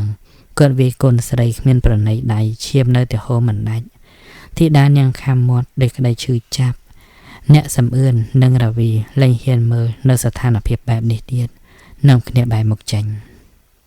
ចាំបាច់បែរមុខចេញធ្វើអីដែរទៅមិនដេចក៏មិនមើលទៀតទៅឬក៏វារន្ធត់នឹងការឈឺចាប់ដោយសារតែខ្លួនបានផ្ដាល់លើគេដែរបានហើយបងឈប់វាទៀតទៅវាចង់ប្រដៅកុំឲ្យចិត្តធំនៅម្លឹងទៀតវាជាមនុស្សសាច់ឆ្កែទោះជាបងវាដល់ស្លាប់ក៏វាមិនប្រាដែរឈឺចាប់ប៉ុណ្ណឹងហើយវានៅតែក្រាន់បាទៀតពេលលោកចម្រើនបញ្ឈប់សកម្មភាពវាយដំនេះដោយចោលសម្ដីទៅកាន់កូនស្រីថ្ងៃនេះអញអនុគ្រោះឲ្យដោយគ្រាន់តែដាក់ទណ្ឌកម្មវាយដំបន្តិចបន្តួចថ្ងៃក្រោយបើមានកំហុសបែបនេះទៀតអញមិនអនុគ្រោះឲ្យទេស្ដាប់បានហើយឬនៅមូលីយ៉ាតូចតន់រលាស់សក់ឲ្យមានរបៀបនាងសម្លឹងចាំមុខឪពុកគ្មានព្រិចទាំងក្រសែភ្នែកឈឺចាប់ទៅឆ្លើយដោយសម្ដីមួយថាចាកូនស្ដាប់បានហើយលោកប៉ាតាំងពីម៉ាក់នៅរស់ប៉ាមិនដែលលើកដៃវាយកូនមួយរំពាត់ទេកូនចាំច្បាស់ណាស់នៅពេលដែលម៉ាក់វាយកូនលោកប៉ានិងម៉ាក់ឆ្លោះគ្នាមិនខានតែពេលនេះកូនមិនតូចចិត្តទេព្រោះអ្នកម៉ាក់បានស្លាប់បាត់ទៅហើយតែលោកប៉ាកុំភ្លេចថាមានកញ្ចក់ឆ្លោះមុខមែនប៉ុន្តែខួរក្បាលមនុស្សគ្មានអ្វីឆ្លោះទេហេតុនេះលោកប៉ាត្រូវតែចាស់ពិចារណាឲ្យបានហ្មត់ចត់សម្ដីដែលមាត់មនុស្សនិយាយចេញមកពិតជាលាក់ទុកនៅការពិតមួយក្នុងខួរក្បាលសម្រាប់មនុស្សមានការចរណានិន្ទាឈ្នានេះពាក្យសម្ដីមកបង្កាច់ទាំងអស់ស្អីហងចង់ថាឲ្យអញមកបង្កាច់ទៀតឬបានអញមិនប្តឹងវាជាសំណាងមួយធំហើយឈប់និយាយសំអឿនបងប្រដៅវាប៉ុណ្ណឹងគ្រប់គ្រាន់ហើយលោកចម្រើនប្រែទឹកមុខមាំដាក់ភរិយាប៉ុណ្ណឹងហើយបងនៅកាន់ជើងវាទៀតបងចង់ឲ្យវាសម្លាប់ខ្ញុំចោលមែនទេសូមអ្នកមិញកុំនិយាយមកបង្កាច់ខ្ញុំដល់ម្លឹងពេកខ្ញុំគ្មានគំនិតព្យាបាលអ្នកមិញតិចតួចតតែសោះអ្នកមិញទេដែលប្រឌិតនៅបបហេតុទាំងនេះឡើងដោយខ្លួនឯងហើយប្រើសម្ដីមកបង្កាច់មកលើខ្ញុំវិញតែខ្ញុំមិនចាប់កំហុសអ្នកមិញទេព្រោះការនិយាយបង្កាច់របស់អ្នកមិញកើតឡើងពីការចរណានចង្អៀតចង្អល់ក្នុងសតិអារម្មណ៍របស់អ្នកមិញព្រោះខ្លាចរូបខ្ញុំវាមានវាសនាខ្ពស់សេចក្តីឈឺចាប់ពេលដល់កម្រិតមួយទៅហើយសូមអ្នកមិញលោកប៉ានឹងវរីមើលមុខខ្ញុំឲ្យច្បាស់ម៉ូលីយ៉ាមិនសោកស្ដាយសញ្ញាបាត់បាក់ដប់មួយនោះទេបើសិនជាអំពើអយុត្តិធម៌តម្រូវឲ្យខ្ញុំដើរចូលគុកហើយខ្ញុំបាននិយាយការពិនខ្លះៗនៃទឹកចិត្តខ្ញុំប្រាប់គេតែមួយម៉ាត់ដែលមានសុភវិនិច្ឆ័យគ្រប់គ្រាន់ខ្ញុំសប្បាយជាងរស់នៅក្នុងផ្ទះដ៏សុខសាន្តតែសម្បកក្រៅនេះទៅទៀតចាប់សម្ដីស្រែកបោះចំហៀនទាំងគ្មានលំនឹងឡើងទៅលើផ្ទះបាត់